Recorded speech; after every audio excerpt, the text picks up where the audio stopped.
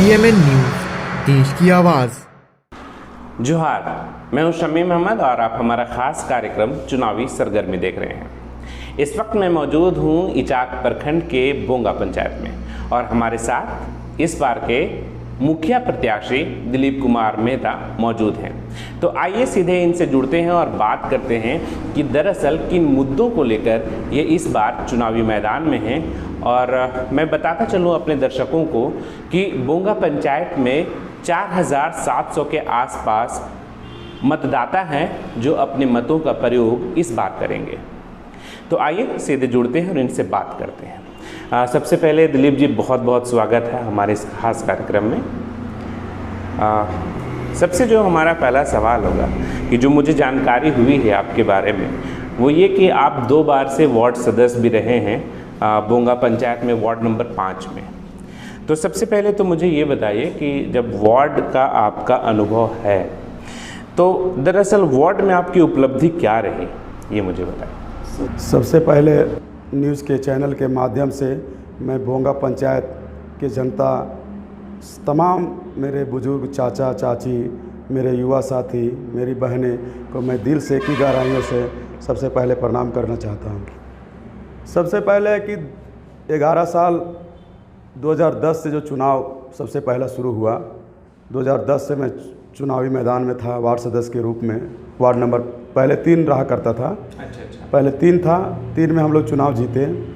उसके बाद हमने बहुत काम किया लोगों के बीच, PCC पथ निर्माण, लाइट की व्यवस्था, वृद्धा पेंशन की व्यवस्था करवा कर 2015 में फिर मैं चुनाव लड़ा, फिर मैं जीता।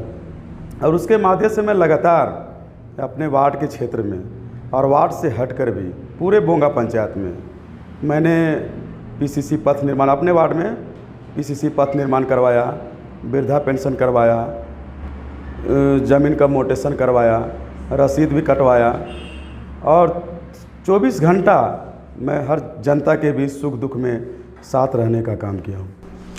अच्छा, जैसे कि आप बताएं कि वार्ड सदस्य के रूप में लगातार 2 बार आपने सेवा दी है, तो जो मैं आपसे समझना चाहूँगा वो ये कि ख़ास करके अगर हम अब आपके जो क्षेत्र हैं बोंगा पंचायत, मैं उस क्षेत्र की अगर बात करूँ तो किन समस्याओं को लेकर के यहाँ लोग ज़्यादा त्रस्त हैं? सबसे पहला यहाँ समस्या है वृद्धा पेंशन बुजुर्गों को। और विधवा मेरी बहनें हैं, उन लोग को विधवा पेंशन और वृद्धा पेंशन की बहुत समस्या आती रहती है। तो मैंने इससे उठकर भी काम किया हूँ और अभी मतलब 1-1.5 महीना पहले मैंने 58 लोगों का वृद्धा पेंशन करवाया हूँ। अच्छा, आपके पास लिस्ट भी है? मेरे पास लिस्ट भी है, आप देख सकते हैं। ये 58 लोगों का मैं वृद्धा पेंशन करवाया हूँ। ये सारे लोगों के माध्यम से दिखाना चाहता हूँ मैं आपके चैनल के माध्यम से। ये 58 लोगों का मैं वृद्धा पेंशन करवा चुका हूँ और 30 से 40 पहले भी करवाया। ये 1 से 1.5 महीना के अंदर मेरा कार्यकाल रहा है। अच्छा। 1 से 1.5 महीना के अंदर मैंने ये काम किया हूँ। सारे विधवा बने और वृद्धा जो बुजुर्ग मेरे चाचा चाची हैं, उन लोगों के बीच मैंने काम किया हूँ। और अच्छा, एक बात मुझे बताइए कि इस बीच कोरोना काल से भी हम लोग गुजरे, तो कोरोना काल में आपकी क्या उपलब्धि रही, अगर आप? देखिए, सबसे बड़ा जो महामारी 2000 है यहाँ पर पूरे देश में, उस समय अपना सहयोग से मास्क का व्यवस्था, सैनिटाइजर की व्यवस्था, बच्चे लोगों को बिस्कुट वगैरह का व्यवस्था, खान पान की व्यवस्था, हम लोग अपना फंड से भी स्कूल में क्वारंटीन जो रहे, बाहर से जो लोग आए उन लोग के लिए व्यवस्था मैंने करवाया। अच्छा, ये तो हुआ आपके कामकाज के बारे में। आपने जो वार्ड सदस्य के रूप में जो काम किया वो आपने मुझे बताया। अब आते हैं हम इस बार के बारे में। आप मुखिया प्रत्याशी के तौर पर इस बार दावेदार हैं और लोगों के बीच जा रहे हैं, उनसे अपना समर्थन भी मांग रहे हैं। तो इस बार का आपका मुद्दा क्या है और इस बार कौन कौन सी समस्याएं ऐसी देखते हैं कि जो बतौर मुखिया प्रत्याशी आपको थोड़ा खलता है और लगता है कि काश हमारे पास वो ताकत होता तो मैं ये दूर कर पाता? तो ऐसा है ना, जैसे वो मनरेगा के तहत शौचालय का जो निर्माण हुआ ना यहाँ पर, तो बहुत दुख होता है कि जो शौचालय गरीब बुजुर्ग जो करवाए, बहुत ऐसे उस समय शौचालय का लोगों को जानकारी भी नहीं था। अच्छा। तो मेरे यहाँ वीडियो रहा करते थे, तो घूम घूम कर लोगों को बनवाया। उस समय मोदी जी के राज में जब आके शौचालय की व्यवस्था पहले लोगों को करवाया जाए, तो घर घर लोग शौचालय भी बनवाए और उसमें भुगतान का था 12,000 रुपया का व्यवस्था करवाना था सरकार के द्वारा। प्रोत्साहन राशि दिया जाता था कि ताकि आप शौचालय की व्यवस्था करिए, बाहर में सोच मत जाइए, व्यवस्था पैसा मेरे तरफ से लगेगा, मैं बनाऊंगा। तो लोग इसके में बनाना शुरू किए, बनाया भी लोगों ने, बहुत लोगों के। तो मेरे पास उसका भी लिस्ट है, हम उसका भी दिखाना चाहते हैं। तो इसमें है कि लगभग 300 लोगों लाभुक लोग मेरे यहाँ बोंगा पंचायत में शौचालय का निर्माण हुआ, लेकिन मुझे मेरा लिस्ट अभी 181 लोगों का उपलब्ध हो पाया है। अच्छा। और बोला है कि उपलब्ध हो जाएगा, ये देख लीजिए, ये भी सूचना अधिकार के तहत है। अच्छा, आपने सूचना अधिकार के तहत ये जानकारी आपने लिया है, ये जानकारी आपने लिया है। अधिकार के तहत मेरी सारी जानकारी उपलब्ध है। तो इसमें है कि देखिए, इसमें 12,000 रुपये का भुगतान हो चुका है लोगों को। अच्छा। टोटल लोगों को 181 लोगों का आप देख सकते हैं, ये मेरे पास लिस्ट है। ठीक है। तो इसमें है कि बहुत ऐसे लोग हैं जिसका भुगतान नहीं हो पाया, लेकिन वो लिस्ट में आ गए, लिस्ट में आ गए हैं। उनको बहुत लोग बोल रहे हैं कि ठीक है, हमको पैसा कैसे मिलेगा।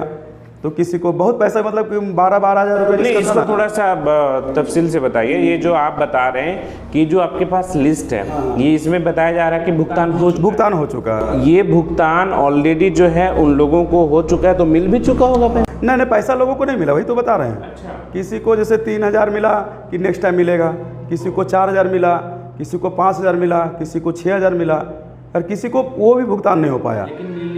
लिस्ट में पूरा भुगतान निकल गया। सूचना अधिकार के मेरे पास लिस्ट है। विकास पदाधिकारी से बात भी की है, तो लोगों जो मेरे रोजगार सेवक थे उनसे भी बात की है कि जो पैसा आप निकला हुआ है तो ये कैसे भुगतान होगा।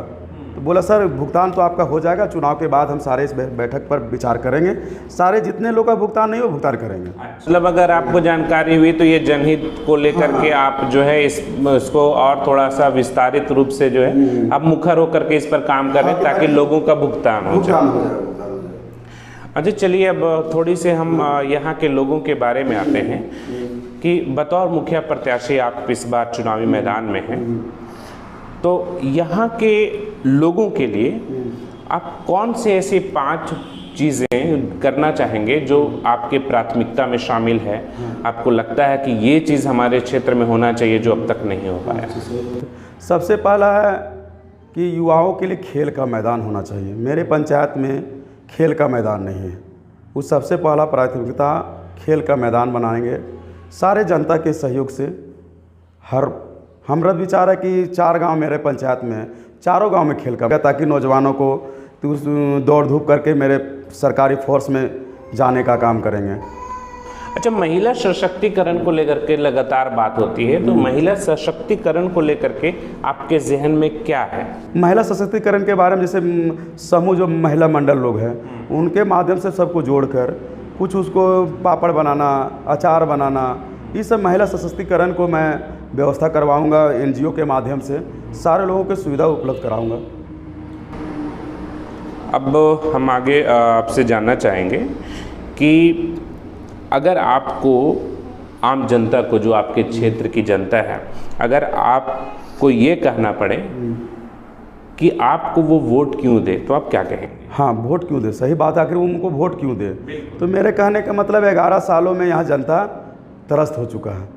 कोई काम, विकास का काम में कोई जीरो। अभी बहुत जगह रोड मेरा नहीं बना हुआ है। नवोदय विद्यालय से गुजरिए तो मेरे यहाँ प्राथमिक विद्यालय है, सरकारी विद्यालय, वहाँ का रोड का हालात बहुत ख़राब है। उसके एक प्राइवेट स्कूल भी है यहाँ बगल में, तो वहाँ भी रोड ख़राब है। इधर से आप चल जाइए नवोदय सीधे, यहाँ से हम लोग का मुख्यालय से नवोदय गेट से लगभग 1 किलोमीटर का दूरी है। पूरा चारों तरफ पानी बहते रहता है और रोड का पूरा जर्जर समस्या है, पूरा जर्जर समस्या है। इस सब का पहला प्राथमिकता रहेगा हमको बनाने का। यहाँ समस्या में सबसे पहला मेरा प्रमुखता समस्या है, जिससे मैंने खेल के मैदान के बारे में कहा।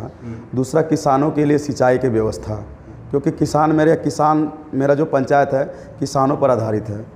और यहाँ का चना चल जाइए रांची चला जाता है, सब्जी हजारीबाग चला जाता है, यहाँ का धनिया बिहार जाता है। तो उसके लिए सिंचाई की व्यवस्था करवाना मेरा पहला प्राथमिकता है। ट्रांसफार्मर लगाकर व्यवस्था करवाना। मैंने 2 ट्रांसफार्मर अभी लगवाया हूँ और 2 में काम मेरा चल रहा है। पूरा किसानों के लिए सिंचाई की व्यवस्था करवाना, ये हो गया। जैसे वृद्धा पेंशन हो गया, विधवा पेंशन हो गया, ये तो पहला प्राथमिकता मेरा रहेगा। दूसरा चीज़ है कि मेरा जो आवास, प्रधानमंत्री आवास है, बहुत ऐसे छूट गए हैं, बहुत सारे छूट गए हैं। और छूटने के बाद जितने छूट गए हैं 1 से 1.5 महीना के अंदर अंदर सारा आवास प्लस में करवाकर, ग्राम सभा करवाकर सारा को जोड़ने के काम करूँगा। कि आपके जो क्षेत्र के लोग हैं उसको आप क्या संदेश देना चाहेंगे? इस क्षेत्र के लोगों को मैं यही संदेश देना चाहते हैं कि इस बार जनता अगर मुझे चुनती है, मुझे बोंगा पंचायत में मुखिया बनाती है, तो मैं मुखिया पद पर काम नहीं करना चाह रहा हूँ। मैं यहाँ के बेटा बनकर काम करना चाहता हूँ। प्रत्येक व्यक्ति, बोंगा पंचायत का प्रत्येक व्यक्ति मुखिया होगा।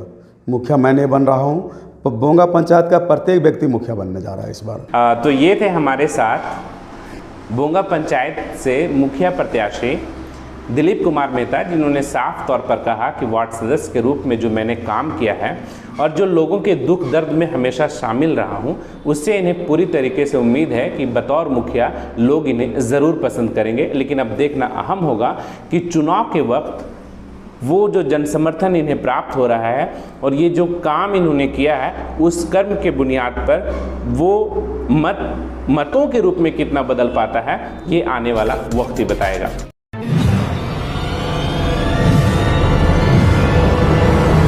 PMN न्यूज़, देश की आवाज़।